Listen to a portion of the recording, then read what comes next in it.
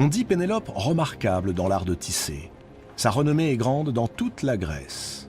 Alors, montrant le linceul aux motifs compliqués qui représentent des scènes de la vie passée et des exploits des dieux et des demi-dieux, elle déclare à tous les prétendants qu'il serait impie de ne pas doter le vénérable vieillard d'un suaire somptueux, dans l'hypothèse où il viendrait à mourir.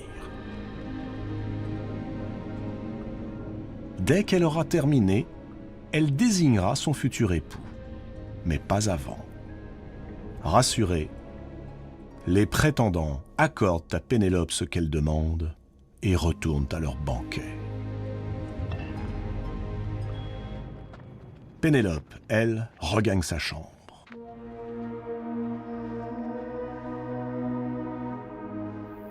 Elle s'approche d'une fenêtre et fixe un point invisible. Et si vraiment Ulysse était mort?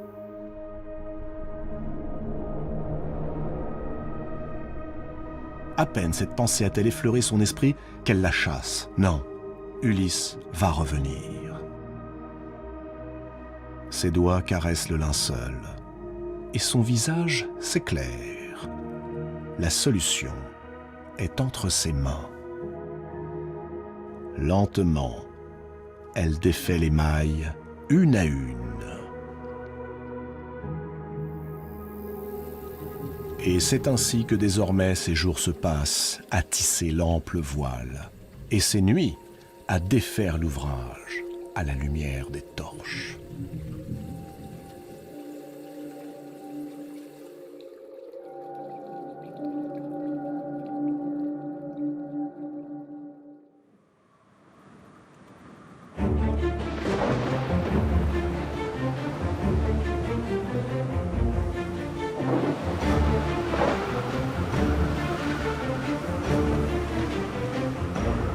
Éole a peut-être dit vrai.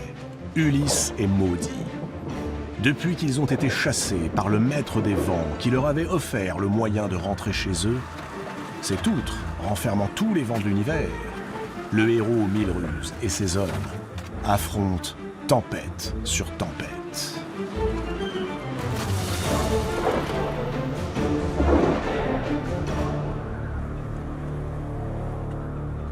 L'île sur laquelle ils viennent de s'échouer une nouvelle fois leur est totalement inconnue.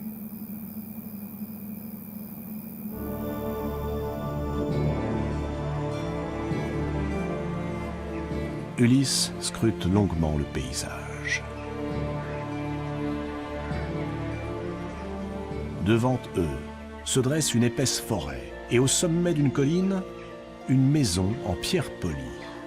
Ils y trouveront peut-être de quoi se ravitailler. Ulysse donne ses ordres. Ils vont se séparer en 2 groupes. Euryloque prendra la tête du premier et partira chercher des vivres dans ce village. Ulysse les attendra sur la plage avec le reste de l'équipage. Mais pour la première fois, Euryloque, le raisonnable Euryloque, s'oppose à son chef. Il n'en est pas question. Depuis qu'ils ont quitté Troie, le malheur s'est abattu sur leur tête. Personne ne sait quelle créature vit là-haut et ce qu'elle pourrait, une fois de plus, leur faire endurer.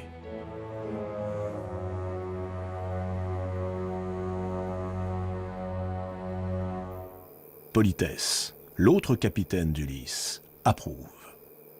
Ulysse le sent, la révolte gronde.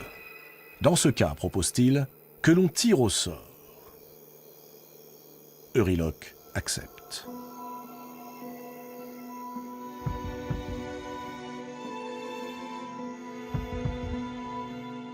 Mais le tirage au sort lui est contraire.